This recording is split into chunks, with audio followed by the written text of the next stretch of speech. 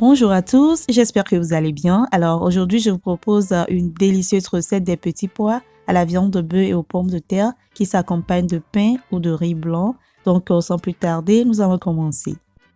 Je vais faire cuire la viande de bœuf déjà nettoyée. Je vais rajouter oignons, ail, gingembre, paprika, curry et coriandre. Et vous pouvez utiliser n'importe quelle épice de votre choix. Et je vais rajouter un morceau de ma marinade tout usage, des lauriers, des oignons, du sel, du bouillon d'assaisonnement. Je mélange, je vais couvrir, laisser la viande cuire avec son propre jus et si besoin, je vais rajouter de l'eau. Là, c'est bien cuit. Je vais retirer les morceaux de viande, filtrer le jus de cuisson de la viande et nous allons l'utiliser plus tard dans la recette. Dans la même casserole, j'y verse de l'huile végétale et je vais faire revenir les morceaux de viande, mais je vais les frire juste légèrement, quelques minutes.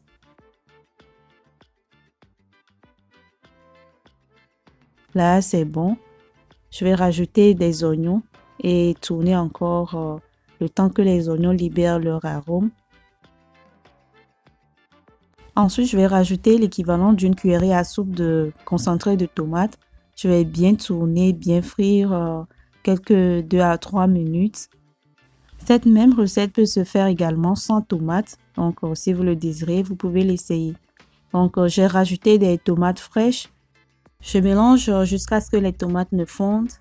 Là, arrivé à ce niveau, vous pouvez rajouter des piments hachés ou de la poudre de piment si vous voulez que vos petits pois soient épicés.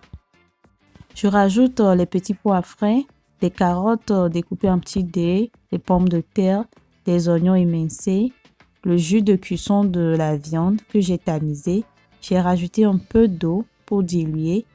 Et là, je vais goûter pour ajuster l'assaisonnement. Il me faut du sel et un peu de bouillon. Je mélange encore et je vais couvrir pour laisser cuire environ 10 minutes. Voilà, après une dizaine de minutes, voici le résultat. Je vais encore couvrir quelques 2 minutes pour que l'huile remonte à la surface. Et je vais d'abord essayer de voir si les pommes de terre sont cuites. Voilà, c'est bon, c'est prêt. Je vais encore laisser mijoter à feu très doux, environ 3 à 4 minutes. Et voilà, c'est prêt. On va l'accompagner avec une bonne baguette croustillante ou avec du riz blanc. N'hésitez pas à l'essayer, je vous assure, vous allez l'aimer. Voilà, nous sommes arrivés à la fin de la recette. Likez, commentez, partagez. On se retrouve à la prochaine. Bye bye.